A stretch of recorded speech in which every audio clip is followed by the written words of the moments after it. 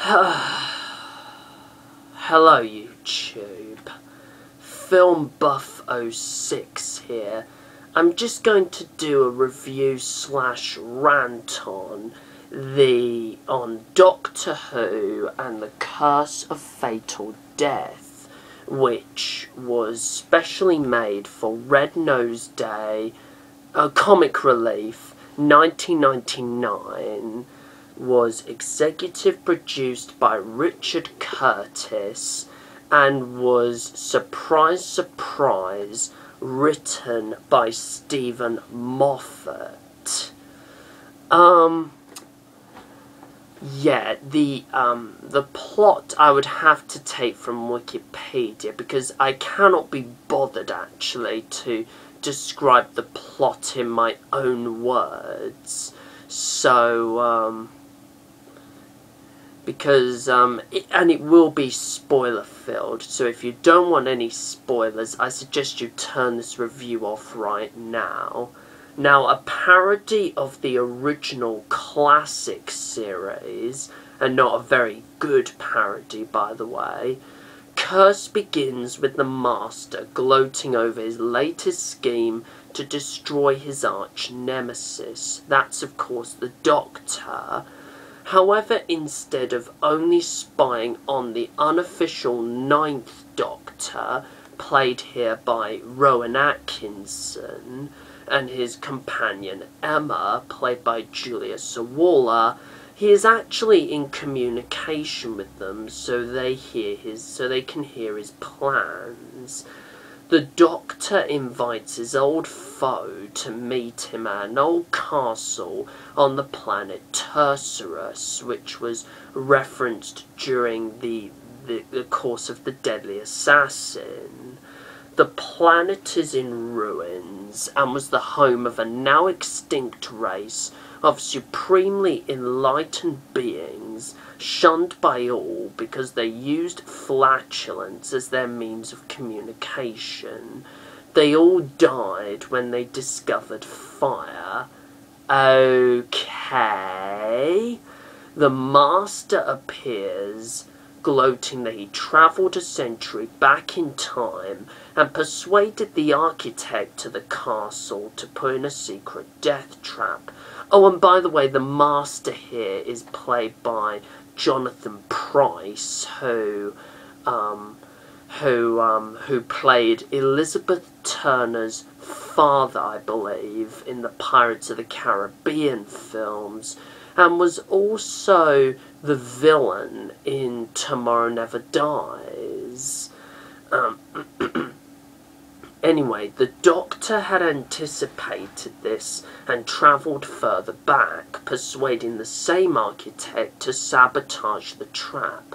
The Master had also anticipated this and arranged for an additional trap with identical results because the Doctor had likewise anticipated his move.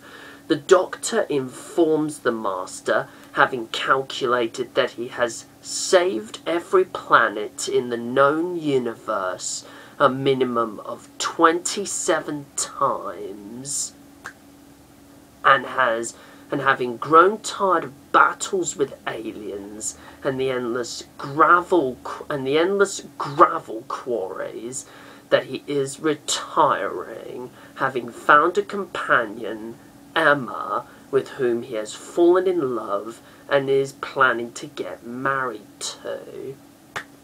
What?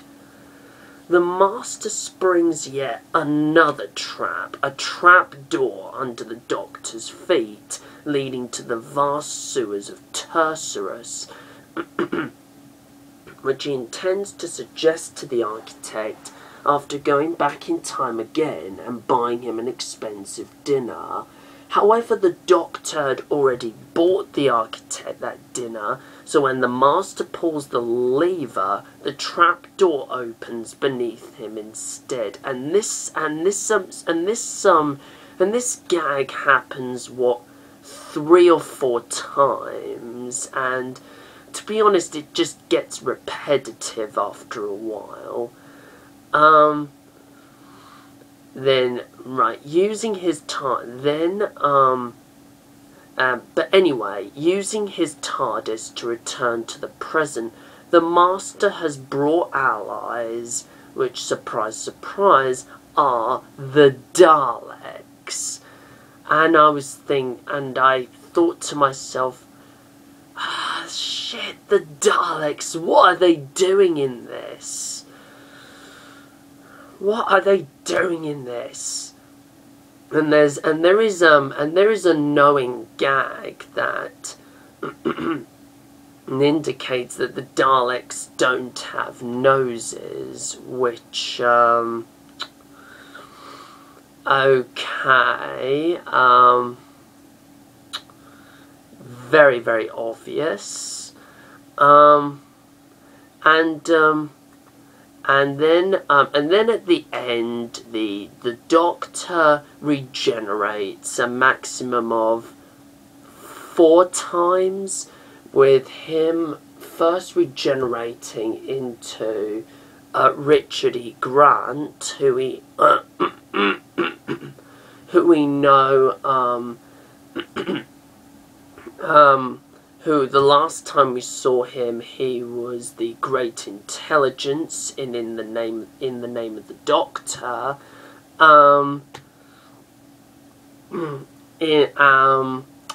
Then Richard E. Grant regenerates into Jim Broadbent. Then Broadbent regenerates into Hugh Grant. And then at the very end, Hugh Grant seems to have died permanently, only for him to regenerate into a woman, played by Joanna Lumley. And that's basically it, actually. I mean, the script is laden with, like, sex jokes and fart jokes and really quite obvious jokes and jokes that shouldn't really be in a Doctor Who special, really. I mean, and some stuff that doesn't make any sense, in that has no place. Sorry. In the mythology of Doctor Who. I mean, Verity Lambert must be rolling in her grave by this point. And I don't know what Steven Moffat was thinking of putting in all this material in the script. The direction by John Henderson is just workmanlike. The acting in this is just not all that good. I mean, Jonathan Pryce is ridiculously over the top as the Master. Julia Sawalha doesn't do anything much. Rowan Atkinson, I have to admit, does try. I mean, he admitted himself that the Doctor was always... that playing the Doctor was always like his childhood dream. But here he just reverts to like a milder version of his Blackadder persona. I mean, Richard E. Grant, Joanna Lumley, Jim Broadbent, and Hugh Grant are all totally wasted in this. Jonathan Pryce as the Master. I do get that the Master in the classic series was played as much more of a pantomime villain. I do get that, but the way Jonathan Pryce does it is just ridiculously campy and over the top. And even worse, he has to sport like these these Dalek bumps or Dalek breasts, which, to be honest, just reminded me of the notorious bat nipples in Batman and Robin. It's like, why the hell did you anyone think this was a good idea, especially in a Doctor Who, especially in a short that's related to Doctor Who, or unrelated to Doctor Who, whatever. But then again, this is unofficial. This is not part of the Doctor Who canon. I know this was made for a charity. But the way you think about it, it just wasn't Doctor Who to me. No. It just wasn't Doctor Who to me. I know that there are a few classic series references, I will give it that. I mean, Roy Skelton coming back to voice the Daleks, the Tom Baker Doctor Who theme tune being used at the start, the iconic TARDIS sound. I get that, but the rest of the material, the bulk of the material is just not Doctor Who. It's just not Doctor Who. It's like, I mean, Moffat himself, he does say he has been a fan. I mean, Moffat has been a fan of Doctor Who. He admitted this himself. But here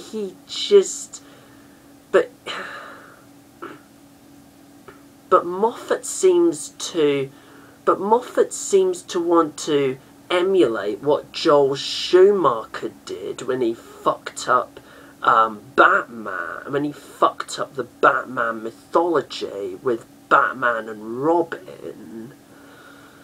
And it's just bad call, Moffat. Really, really bad call. Look, I just can't talk about this special anymore. So, in conclusion, I've just got to give it just a 1 out of 10, and that's just being incredibly generous. Now, feel free to comment below and let me know what you think. Plus, feel free to subscribe to my channel. And until my next Doctor Who video, whatever it may be, do take care, everyone. And goodbye.